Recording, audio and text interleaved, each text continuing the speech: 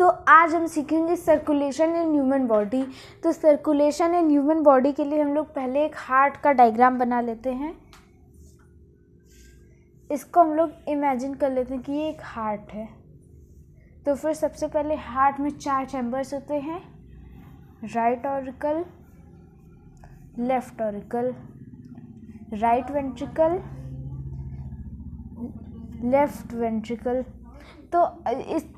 तो ऑरिकल हमारा oxygenated blood carry करता है और वेंट्रिकल हमारा डीऑक्सीजनेटेड ब्लड कैरी करता है। तो हमारा जो लेफ्ट ऑरिकल है, तो हमारा जो लंग्स है, हमारा जो लंग्स है वो ट्रांसफ़र करेगा ऑक्सीजनेटेड ब्लड लेफ्ट ऑरिकल को, O2 लेफ्ट। फिर ये लेफ्ट ऑरिकल जो है वो हमारा ब्लड ट्रांसफ़र करेगा लेफ्ट वेंट्रिकल को, ठीक है। फिर यहाँ पे है बॉडी, हमारा बॉडी पार्ट्स, ये हो गया हमारा बॉडी। तो बॉडी लेफ्ट वेंट्रिकल जो है वो बॉडी को ट्रांसफ़र कर देगा ब्लड, ऑक्सीजनेटेड ब्लड। फिर बॉडी जो है वो राइट ऑरिकल को ट्रांसफ़र कर देगी, क्योंकि ये बॉडी से सारा ब्लड तो हार्ट में ही जाएगा, तो राइट ऑरिकल से कहाँ जाएगा, तो राइट वेंट्रिकल में जाएगा। लेकिन अब लंग्स में ब्लड आता कहाँ से, जो कि वो हमेशा लेफ्ट ऑरिकल को ऑक्सीजनेटेड ब्लड देता रहता है। अब ये तो डीऑक्सीजनेटेड ब्लड हो गया। तो ये जो है डीऑक्सीजनेटेड ब्लड जो है वो राइट ऑरिकल से निकलते हुए लंग्स में पहुंच जाएगा। ये हो जाएगा डीऑक्सीजनेटेड ब्लड।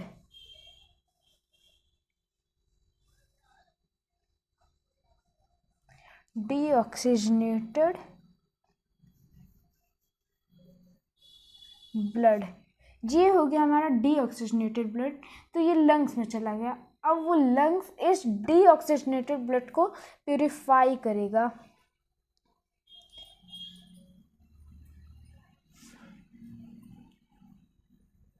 प्यूरिफाइड। फिर हमारा बन जाएगा ऑक्सीजनेटेड ब्लड, जो कि हमारा फिर से आ जाएगा लेफ्ट ऑरिकल में, फिर जाएगा वो लेफ्ट वेंट्रिकल में, फिर वो बॉडी के पास जाएगा, फिर पूरे बॉडी से होते होते होते राइट ऑरिकल में पहुंच जाएगा, फिर राइट ऑरिकल से राइट वेंट्रिकल में। अब राइट वेंट्रिकल से ये पहुंच जाएगा हमारे लंग्स में। लेकिन ये जो राइट वेंट्रिकल से हमारे लंग्स में जो आर्टरी ब्लड पहुंचा रही है, उस आर्टरी का नाम क्या होता है, तो उस आर्टरी का नाम होता है पल्मोनरी आर्टरी। पल्मोनरी आर्टरी यही एक आर्टरी है जो कि केवल डीऑक्सीजनेटेड ब्लड कैरी करती है और सारी आर्टरी ऑक्सीजनेटेड ब्लड कैरी करती है। तो ये हो गया हमारा पल्मोनरी वेन। Pulmonary vein. तो ये हो गया हमारा heart, circulation of blood in human body.